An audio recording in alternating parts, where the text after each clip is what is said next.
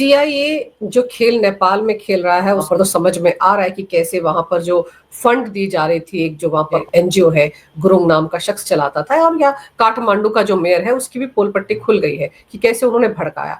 आपको लगता है कि ये जो बदले हुए हालात है पिछले 2-3 दिन में नेपाल में, उसके बाद ये आज सुबह ट्वीट किया होगा डोनाल्ड ट्रंप ने कि मैं तो डील हो गई, समझो हो ही गया, मैं अभी उनसे बात करूंगा।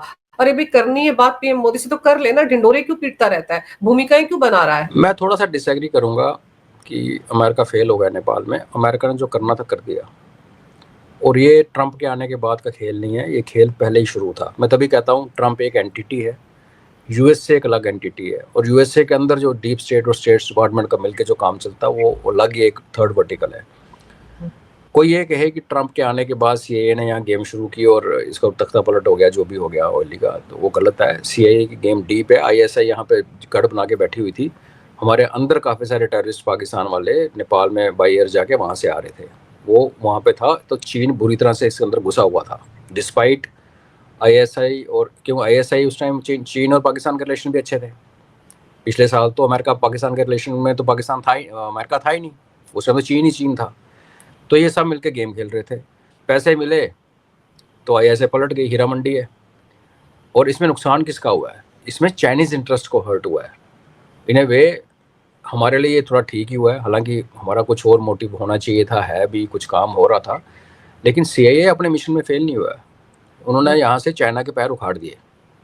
उन्होंने यही चीज़ बांग्लादेश में किया था, यही चीज़ वो म्यांमार में करने की कोशिश कर रहे हैं, और यही चीज़ वो पाकिस्तान में कर चुके हैं। तो वो तो एक बात है। दूसरी ये है कि ये जो जैसे मैंने कहा नेपाल में जो हुआ, इसकी जो बैकग्राउंड है ये ट्रंप के आने के बाद की नहीं, पहले की शुरू हो गई थी। हाँ, अभी जो हालात हाथ से निकल गए, और वो एक कम्युनिटी मार्शल कौम जो कि प्राइड लेती थी कि वो हमेशा फेयरनेस के साथ खड़ी होती है, उन्होंने लेडीज़ को जलाना शुरू कर दिया। वो फिर वो दिखाता है कि हमारा जो ये जो लोग हिट करते हैं, चाहे यूएसएड है, चाहे कोई भी इंटेलिजेंस एजेंसी दूसरे देश को कमज़ोर करती है, तो हमारा सबसे कल्चरल फाइबर के ऊपर अटैक होता है। एक हिंदू देश, दुनिया का एकमात्र हिंदू देश, जिसमें वो ट्रुप्स, वो जवान आते हैं जो कि यूके की आर्मी से लेके भारत की आर्मी में, जिन्होंने लोहा मनवाया दुश्मन का, और अभी चाइना कब से उनको रिक्वेस्ट कर रहा है कि हमारे साथ आ जाओ, हमारी फौज में भर्ती हो जाओ। उस देश के बच्चे अगर लेडीज़ को जलाने लगे और उसको सेलिब्रेट करने लगे, तो इसका क्या मतलब है कि जो पिछले 20 साल का जो कम्युनिज्म वहाँ पे आया, कम्युनिस्ट राज, जिसको उखाड़ के फेंका, लाने में जो श्रेय है वो हमारे इटली के बारमेड का है। उसने सीताराम येचुरी को इस मिशन पे भेजा था, और हमेशा के लिए हमारा रिलेशन ख़राब कर दिया चाइना नेपाल के साथ। तो क्योंकि इनकी जो, मैं हम सबको पता ना इनकी लॉयल्टीज़ कितने हैं। एमओयू आपने चाइना के साथ साइन किया हुआ है, तो आपको तो चाइना को लाना ही था। आप ये कहिए कि आप चाइना को नेपाल में लेके आए, कम्युनिज्म को लेके आए, तो चाइना ने खुश होकर आपके साथ एमओयू साइन किया, जहाँ राजीव गांधी फाउंडेशन में पैसे दिए, उसकी इंक्वायरी शुरू हो गई है अब। तो बेसिकली ये क्या है कि यहाँ हमें ब्लेम लेना चाहिए एज ए कंट्री, जब हमने नेपाल की जो चलती परंपरा थी उसको तोड़ा, और उसके अंदर एक डेमोक्रेसी के नाम पे कह लो, कुछ कह लो, हमने कम्युनिस्ट को बढ़ावा दिया। उस कम्युनिज्म ने उस देश के कल्चर और फेथ को इतना डैमेज किया, और यूएसएड ने उसके साथ क्या किया कि लोगों को एथीस्ट बना दिया। तो जेन जी को शायद हम सब कंग्रेचुलेट कर रहे होते हैं अगर वो ढंग से करते। देखो, मरे हैं 15-20 वो मरते हैं, जब चेंज होता है तो इतनी बढ़िया लगती हैं, ऐसा कुछ नहीं है। लेकिन जिस तरीके से जो काम कर रहे हैं, अभी एक होटल चला लिया पोखरा में आज, उसमें इंडियन टूरिस्ट बेचारे बैठे हुए थे, वो वॉलीबॉल खेलने गए हुए थे, वहाँ के लोकल लोगों को वॉलीबॉल खिलवा रहे थे, उन सबका सामान वगैरह सब गुम। और जो लड़कियां वहाँ जो कोई पूल में थी, जो स्पा में थी, उसके पीछे डंडे लेके भाग पड़े। ये तो सनातन कल्चर का हिस्सा नहीं था ना। इसका मतलब ये है कि वहाँ बहुत ज़्यादा करप्शन हुई है, कम्युनिस्ट 20-2 डिकेड का जो काम हुआ। और उस तरीके के लिहाज से देखो तो अच्छा हुआ कि कम्युनिज्म का, ये कम्युनिस्टों का ये जो कीड़ा यहाँ से नेपाल से दफा हुआ। अब आगे क्या होगा ये डिपेंड करेगा, बिकॉज नेपाल बांग्लादेश नहीं है। आप एक कंगालू देश जो 50 साल पुराना है, और एक सभ्यता जो कि सालों साल पुरानी है, और जिसने ब्रिटिशर से लोहा लिया, और वो जो कहानी हमें पता है ट्रीटी ऑफ सगोली से पहले क्या हुआ, गुरखा का राज कहाँ तक था, ऐसी सभ्यता के साथ ऐसे वाले फ्रॉड ज़्यादा चलते नहीं है। पशुपतिनाथ जी का मंदिर है वहाँ पे, शिव जी वहाँ पे विराजमान है। तो मुझे लगता है कि वो जो उनकी जो बेसिक डिमांड है कि हमें वापस राजशाही में जाना है, और हमें ये डेमोक्रेसी कुछ नहीं चाहिए, करप्शन बहुत ज़्यादा हो गई है। I think Nepal will go back to दो। अगर वहाँ जाता है तो फिर उससे आप बोल सकते हैं कि सीआईए की गेम फेल होगी। जैसे अभी आपने नाम लिया ना पशुपतिनाथ मंदिर का, आपको पता है कि वहां पर भी ये प्रदर्शनकारी घुस गए। हाँ, अगर घुस गए थे। ये लोग जेंजी है और अगर हम मानकर चलें कि ये हिंदू लोगों की भीड़ है, जिस तरह से हिंदू राष्ट्र है नेपाल, तो वो लोग पशुपतिनाथ मंदिर के अंदर क्यों घुसेंगे?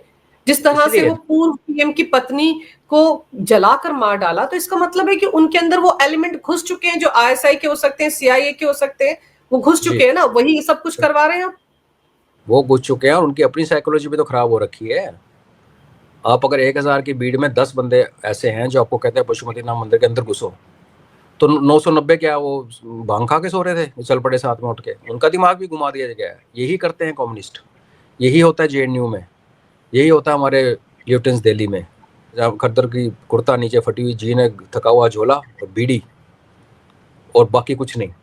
आप किसके साथ सो रहे हो और रात को क्या कांड कर रहे हो, वो सब आपका पार्ट ऑफ कल्चर हो जाता है। तो जब आप जनरेशन किसी को मिसलीड करते हो, तो यही मैं कह रहा हूँ कि ये जो डीप कॉन्स्पिरेसी, कुछ उसमें कम्युनिस्ट का बहुत बड़ा हाथ है, जो कि आपको रिलीजन से दूर लेके जाते हैं। वो कम्युनिस्ट कहते हैं कि कोई भगवान नाम की तो चीज़ है ही नहीं, ऊपर से आईएसआई और सीएए का तड़का, ऊपर से सोशल मीडिया, यही होता है ना।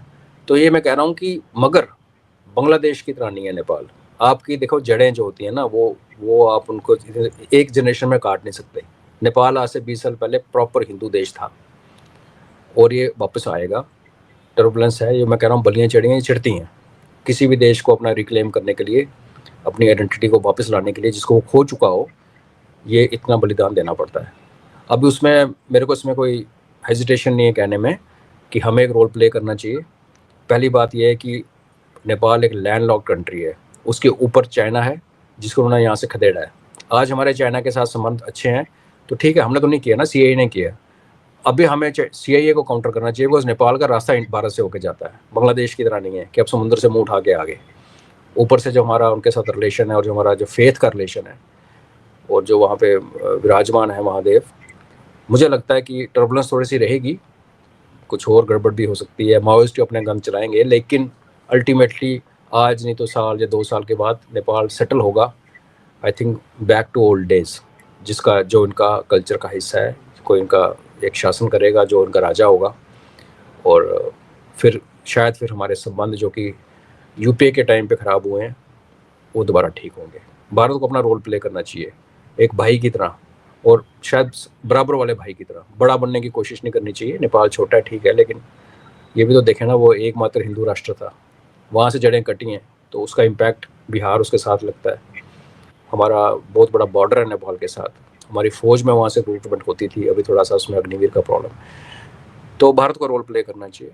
टीसीएस की बैठक कल ली है ना प्रधानमंत्री मोदी ने, उसके बाद ही उन्होंने ट्वीट किया था कि चिंतित हूं वहां के हालात को लेकर, जो लोग मारे गए हैं उनके प्रति संवेदना जताई और कहा कि वहां के लोगों को शांति बनाए रखनी चाहिए। तो अगर सीसीएस की बैठक होती है और उसमें डिस्कस होता है नेपाल का मुद्दा, तो इसका मतलब है कि भारत प्रोएक्टिव होकर शायद वहां पे कुछ स्टेप लेने की सोच रहा है, क्योंकि अभी वहां पर नेपाल की आर्मी से भी हालात कहाँ संभल रहे हैं। आप देखो ना, आज भी सड़कों पर उतरे हुए हैं, सुप्रीम कोर्ट तक जला दिया, संसद भवन जला दिया, सारे नेताओं के घर जला दिया। अब तो उद्योगपतियों के घरों पर भी लूटपाट हो रही है, बैंक लूट लिए। तो ये अगर जेनजी का, ये 18 से 25 साल की उम्र के लड़के लड़की जो कॉलेज में पढ़ते हैं, उनका अगर आंदोलन होता, तो ये लूटपाट तो नहीं देखने को मिलती ना। जैसे राष्ट्रपति के घर से वो लूट के ला रहे थे सामान, तस्वीरें बाकायदा याद आ रही थी शेख हसीना के टाइम की भी और श्रीलंका की भी।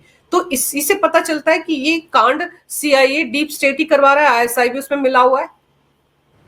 बिल्कुल मिला हुआ, उसमें डाउट नहीं है ना, लेकिन मुझे उनमें कोई वो नहीं है। हमारे खिलाफ भी तो कर रहा है, हमारे यहाँ नहीं कर रहा कैसे ये आईएसआई।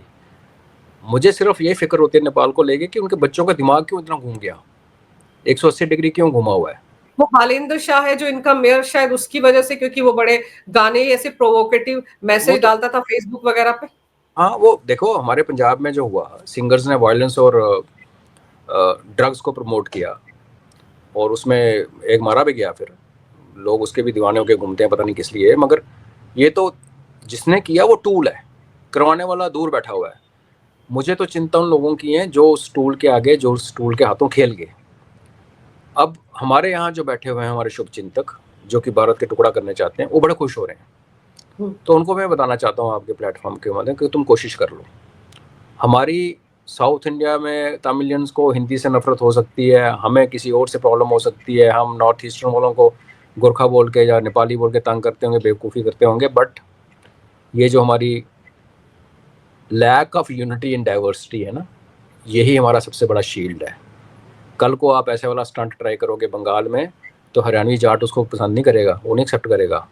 इधर से पंजाब में फार्मर प्रोटेस्ट हुआ, पूरे इंडिया में हरियाणा को छोड़ के बाकी किसी ने उसमें पार्टिसिपेट नहीं किया, हरियाणा में भी 2 ग्रुप बन गए। तो ये यूनिटी इन डाइवर्सिटी नहीं है इंडिया में lack of unity in diversity है, और ये हमारी सबसे बड़ी स्ट्रेंथ है। जब कोई हमारे साथ ऐसा गेम खेलना शुरू करेगा, पैन इंडिया सिर्फ एक ही प्रेजेंस है, वो हमारे राष्ट्रीय सेवक संघ की है, और वो नेशनलिस्ट हैं। बाकी जो जितनी आप कोई एक पावर का नाम लेके दीजिए जिसकी पैन इंडिया होल्ड है, कांग्रेस अपने आप को मेन स्ट्रीम पार्टी कहती है, यहाँ एक सीट नहीं है उसकी, तो वो उनको तो हमारे पास ये प्रोटेक्शन है। तो ये जो ख्वाब देखने शुरू हो गए लोग, और जो पैनिक फैलाना शुरू हो गए, और हमारे जेन ज़ी को जो लोग मोटिवेट करने शुरू हो गए कि आप भी कर सकते हो, तो मैं आपके माध्यम से अपने जेन ज़ी को बोलना चाहता हूँ कि सुधर जाओ, इन ख्वाबों में मत पढ़ो, अपनी पढ़ाई लिखाई पे ध्यान दो। अगर आप पढ़ चुके हो, लिख चुके हो, तो अपनी कारोबार पे ध्यान दो। ये टाइम है जब भारत ऊपर को जा रहा है, और उसकी जब भारत तभी ऊपर जाएगा जब आपको भी फ़ायदा होगा। ये तो नहीं है कि मोदी साहब ऊपर जा रहे हैं, पूरा देश ऊपर इकॉनमी चढ़ रही है। तो ये अपने दिमाग से ख्याल निकाल दीजिए।